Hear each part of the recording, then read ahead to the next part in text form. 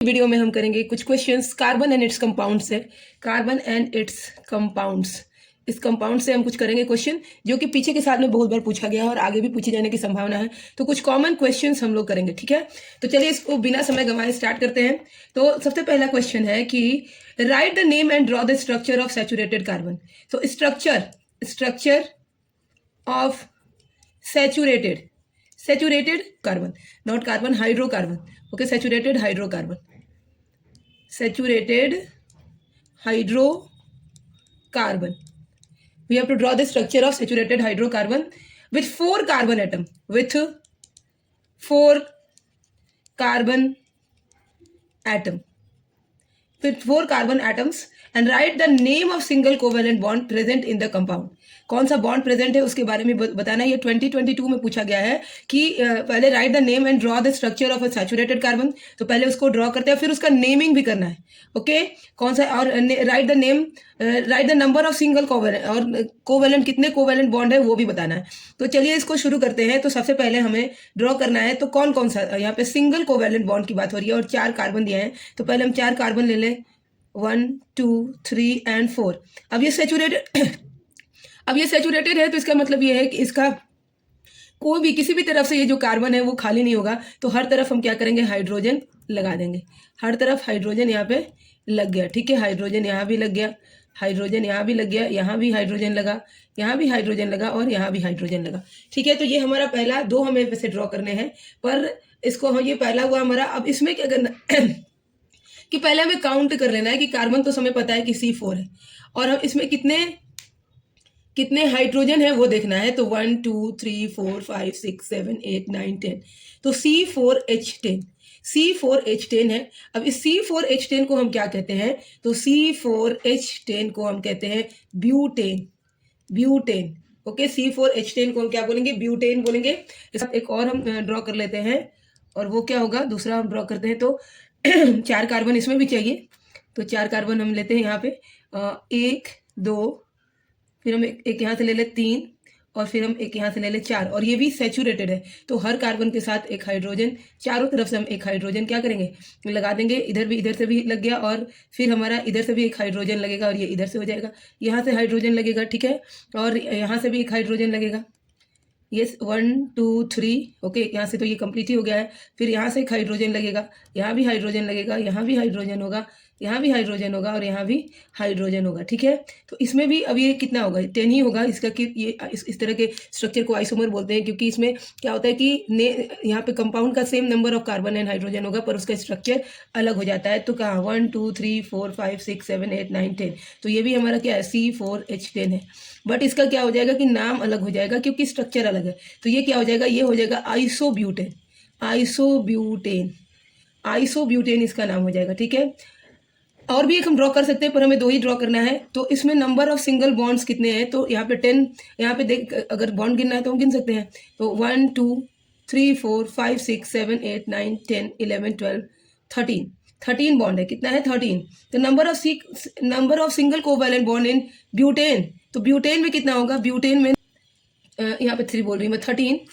ये क्या हो जाएगा, नंबर ऑफ कोवैलेंट बॉन्ड होगा 13।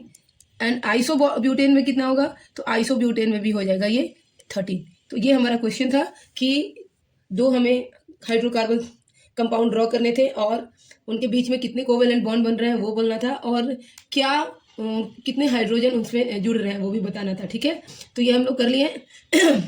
इसको जानने के लिए एक फॉर्मूला भी होता है। अगर हमें सिंगल बॉन्ड है, अगर सिंगल बॉन्ड है, तो अगर हम नंबर ऑफ हाइड्रोजन कितना होगा, नंबर ऑफ हाइड्रोजन क्या होगा, तो ये होता है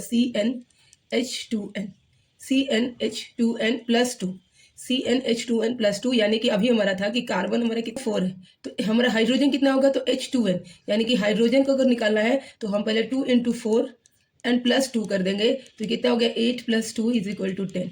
तो हमारा अभी वही आया है, तो इतना हमें काउंट करने की जरूरत नहीं पड़ेगी, और इसको हम इस तरह से भी कर सकते हैं, ठीक है। अब नेक्स्ट क्वेश्चन हम देखते हैं कि नेक्स्ट क्वेश्चन हमारा क्या है। Carbon form strong bonds with most other elements making the compound exceptionally stable, बहुत ही स्टेबल हो जाता है, और give reason to justify your answer कि ऐसा होता क्यों है। तो ये इसका कारण क्या होता है कि ऐसा क्यों होता है, क्योंकि कार्बन का जो साइज है, कार्बन का जो कार्बन बहुत ही छोटा होता है. Carbon is small size.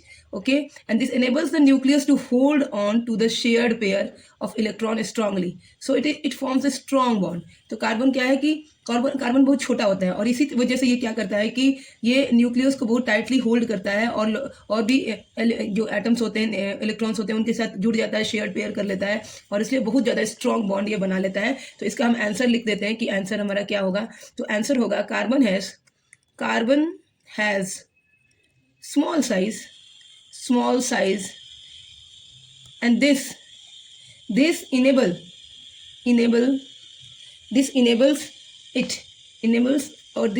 the nucleus to hold on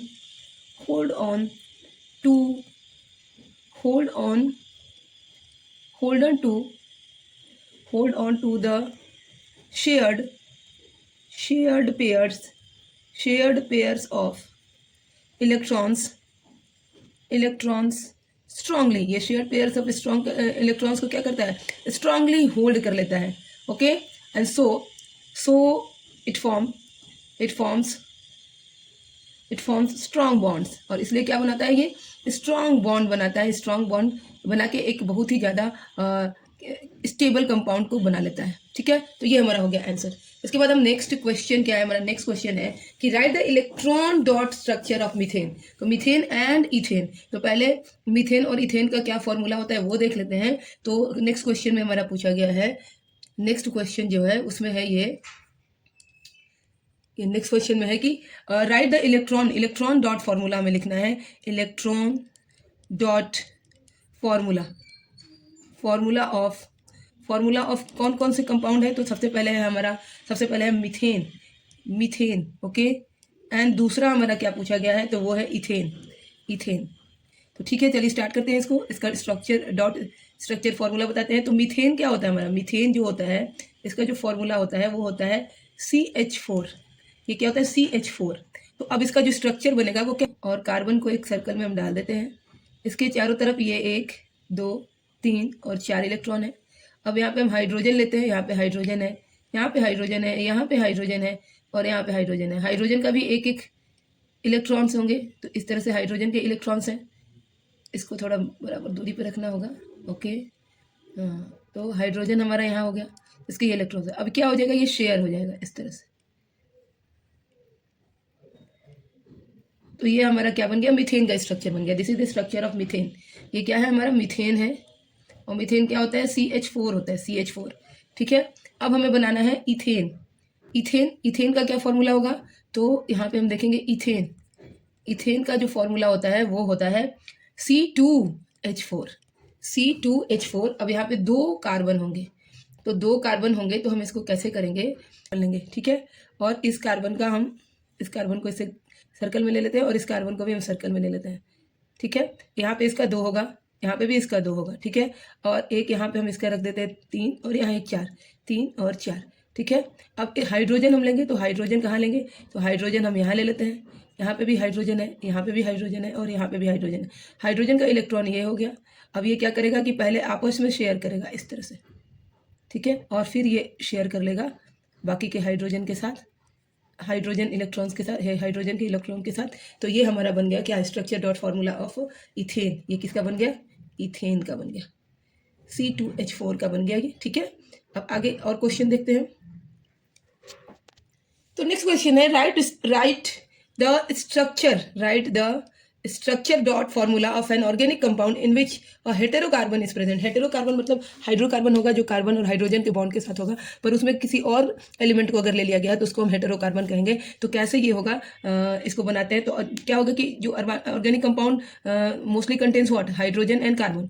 okay, तो structural formula of organic compound having what is hetero atom is what. अगर क्या हेटेरो एटम है मतलब एक अलग से कुछ देंगे. जैसे कि हम अगर बात करें CH3, तो ये क्या है, इसमें हमारा ये एक हमारा कार्बन हाइड्रोकार्बन है. ठीक है, इसमें हमने जोड़ दिया CH2 को, फिर हमने जोड़ा CH2, देन CH2 और यहाँ पे हमने अगर कोई और ला के रख दिया जैसे OH. तो ये क्या बन गया, ये हेटेरोकार्बन का हो गया. क्यों कि O is the hetero atom. यहाँ पे क्या हो गया, O is the hetero atom. ये O हमारा हेटेरो एटम है. अगर O यहाँ आ गया तो ये पूरा का पूरा जो कार्बन कंपाउंड है वो क्या बन गया, वो एक हेट्रो कार्बन कंपाउंड बन गया, क्योंकि इसमें हाइड्रोजन और कार्बन के अलावा ऑक्सीजन भी आ गया, तो ऐसे को हम क्या कहेंगे, हेट्रो कार्बन एटम। ठीक है, अब नेक्स्ट क्वेश्चन देखते हैं। तो नेक्स्ट में हमें देखना है electron dot structure of CO2। तो CO2 का हम करने के लिए फिर से वही करेंगे, अगर हम कार्बन यहाँ लेते हैं, ठीक है, तो कार्बन का कितना होगा, CO2 है पहले, तो CO2 कैसे बनेगा, कार्बन और ऑक्सीजन के साथ बनेगा, और ऑक्सीजन के आउटर में भी कार्बन का हो गया। ठीक है, अब हम लेंगे ऑक्सीजन, तो ऑक्सीजन का O यहाँ ले रहे हैं और यहाँ पे भी O ले रहे हैं, O को भी हम अंदर इस तरह से कर देते हैं। ठीक है, और यहाँ पे भी O हमारा यहाँ हो गया।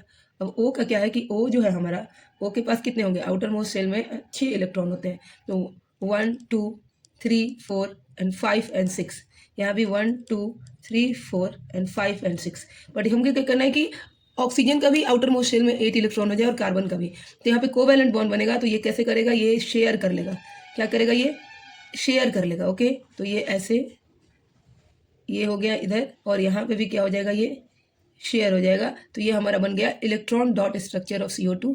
यहाँ पे कार्बन के साथ भी ये आ गया और ये ऑक्सीजन के साथ भी ये 2 इलेक्ट्रॉन हो गए, तो दोनों ही, अब यहाँ पे जो है कार्बन के 4 था आउटर मोस्ट सेल में, तो ये क्या हो गया, 8 हो गया, यहाँ पे 1 2 3 4 5 6 और 7 8 हो गया, और उसी तरह से ऑक्सीजन का भी हो गया, तो ये हो गया हमारा electron dot structure of carbon. तो नेक्स्ट क्वेश्चन है that a compound with molecular formula C3H10 and O has 2 isomers, इसके 2 आइसोमर्स है, draw the structure of both isomers and write their functional group.